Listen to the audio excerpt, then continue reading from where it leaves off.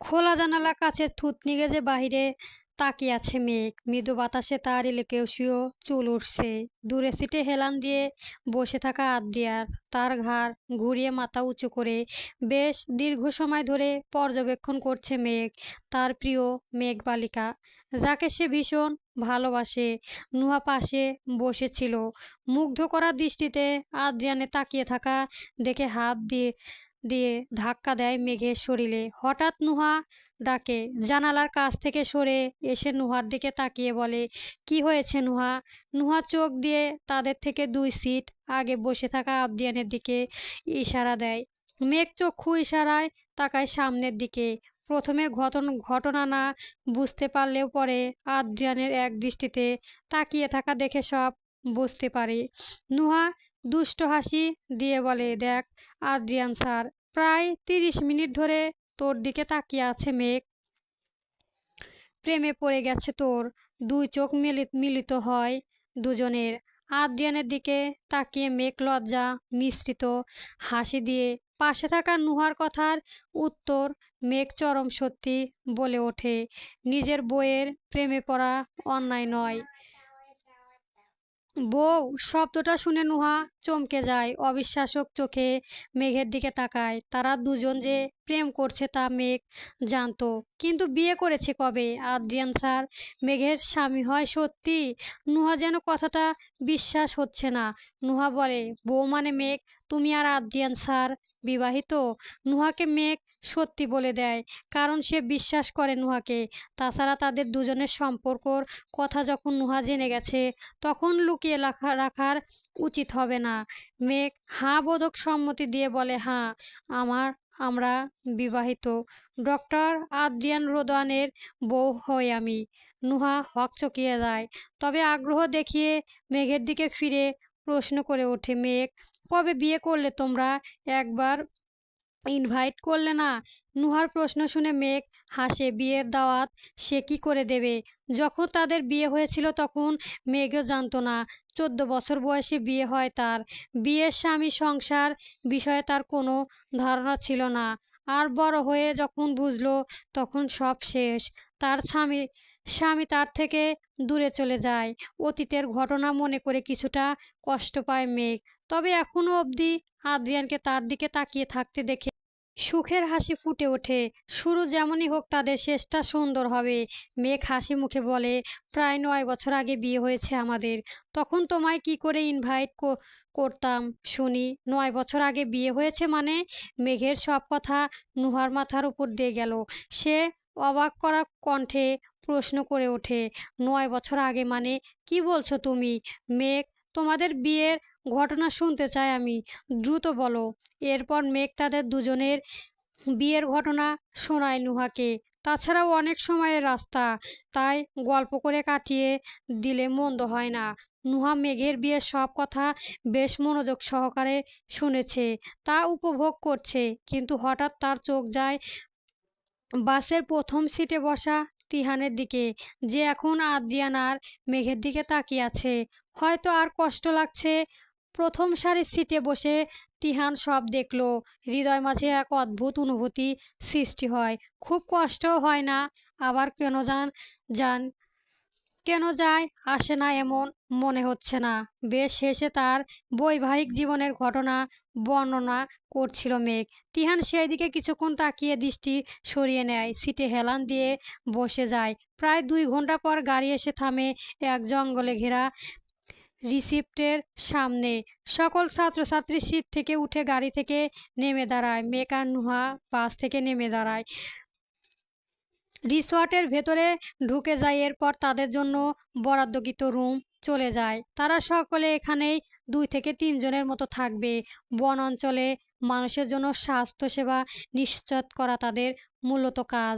প্রতি বছর ফার্স্ট ইয়ারের ছাত্রছাত্রীদের জন্য এই ধরনের শিক্ষণীয় ক্যাম্পের আয়োজন করা হয়, যাতে তারা ক্লাসের পাশাপাশি প্র্যাকটিক্যালিটি শিক্ষা লাভ করতে পারে।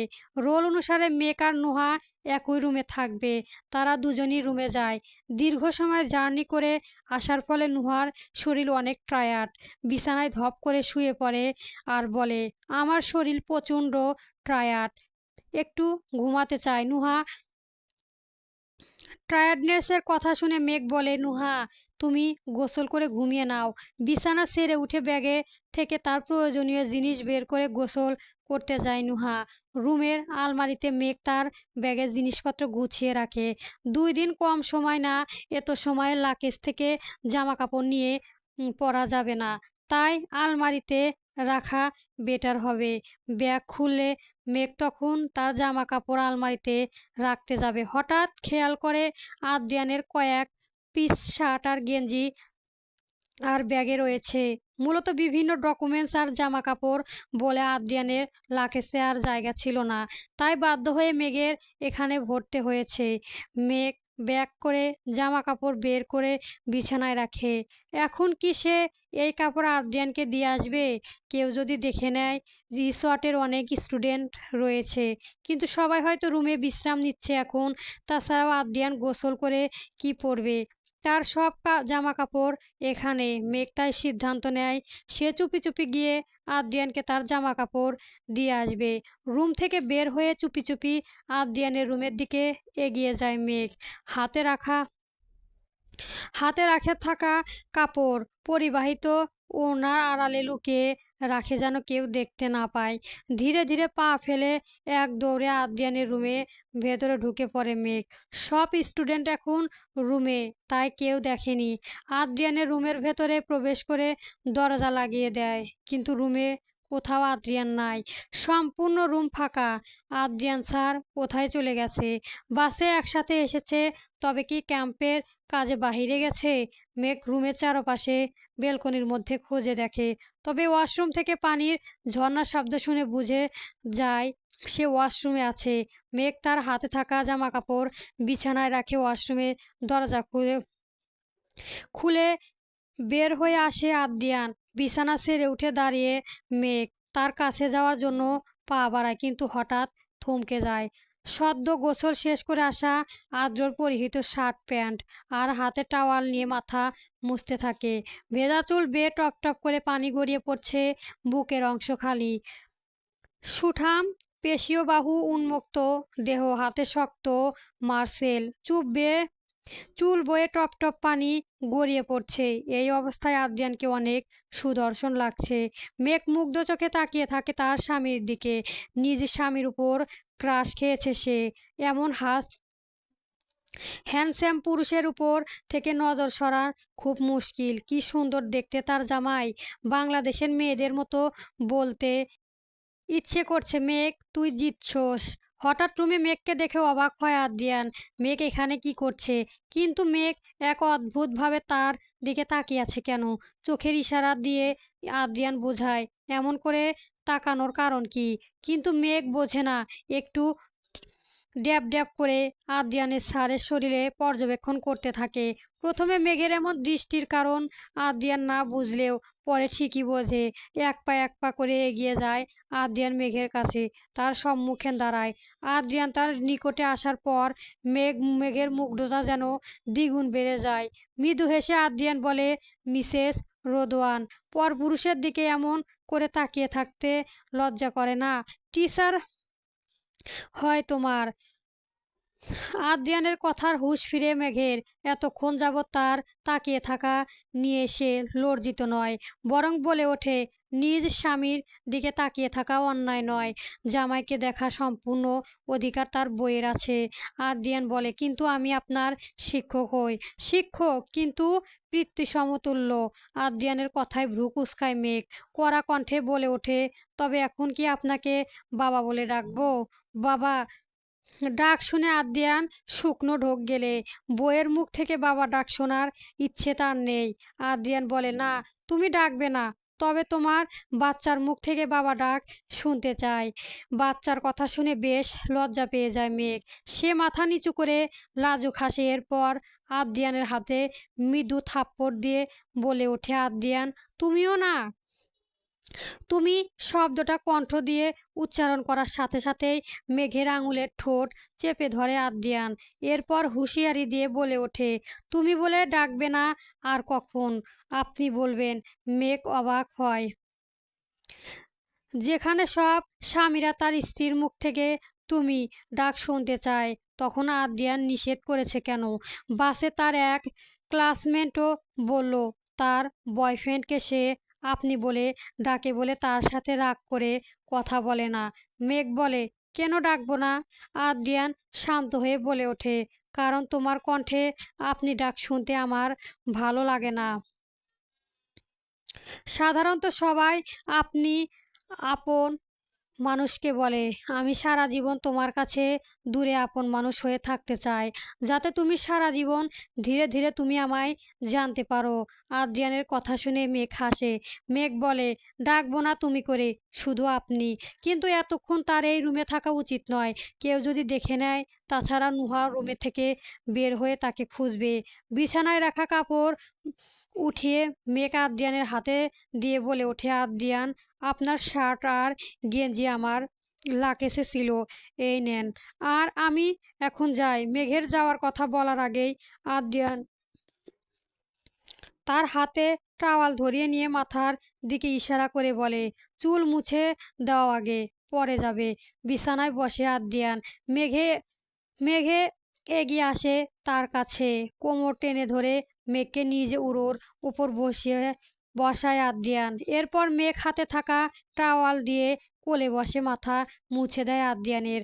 রাতে রিসোর্টের সকল ছাত্রছাত্রী গান বাজনা আয়োজন করে। কাল থেকে তাদের ক্যাম্প শুরু। রাতে কাজ করা সম্ভব নয়। বাইরে চাঁদের আলোয় আর রিসোর্টের ঝাঁকজমক পূর্ণ পরিবেশ। সবাই গানের সুর তোলে। কেউ আবার নাচ করছে। মেঘ দূরে এক কোনায় বসে আছে। সবার পারফর্মস করা শেষ হলে হাততালি দিচ্ছে। জিয়াও এখানে বসে। আদ্রিয়ান উপস্থিত হয় তখন। মেঘের দিকে তাকায়, মুচকি হাসি দেয়। জিয়া আর আদ্রিয়ান পাশাপাশি বসে থাকে। জিয়া ভেবেছে তাকে দেখে আদ্র খুশি হয়েছে, কিন্তু তার ধারণা সম্পূর্ণ ভুল।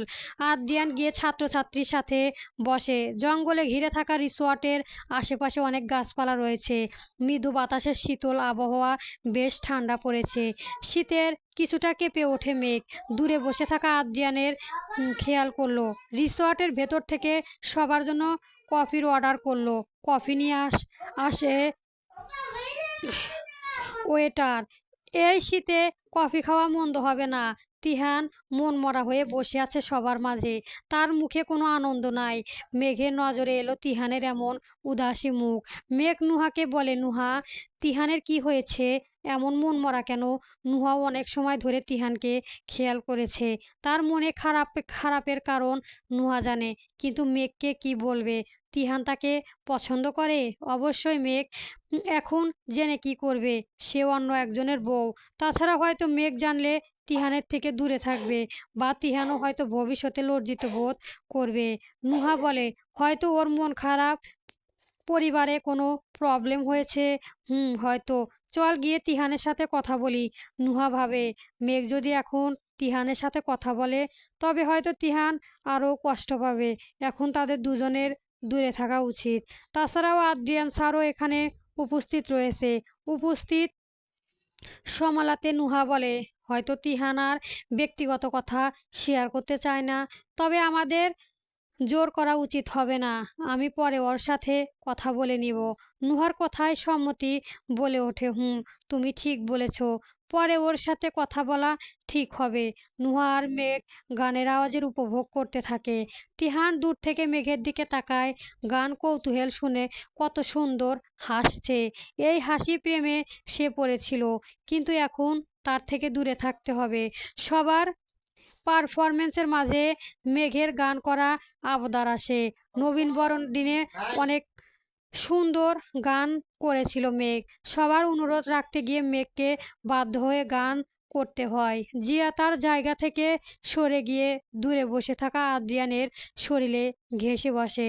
আদ্রিয়ান বিরক্ত হয়, চোখ রাঙিয়ে তাকায় জিয়ার দিকে। জিয়া কিছুটা ভয় পায়। আদ্রিয়ান এইবার জায়গা থেকে ওঠে। আগে জিয়া বসার জায়গা মানে মেঘের পাশে বসে। বন্ধুদের থেকে গিটার নিয়ে মেঘ বাংলা গানের সুর তোলে, যা সে আদ্রিয়ানকে উদ্দেশ্য করে গায়। কি করে বল তোকে বোঝাই, হৃদয় জুড়ে তুই শুধু একাই, দুটি চোখে তোরই ছবি ভাসে দিবানিশি, তোকে অনেক ভালোবাসি, বড় বেশি ভালোবাসি। বন্ধুরা, পরবর্তী গল্প পেতে আমার চ্যানেলটা অবশ্যই সাবস্ক্রাইব করে রাখবেন। ধন্যবাদ। গল্প তোমার নামে নীলচে তারা চলবে।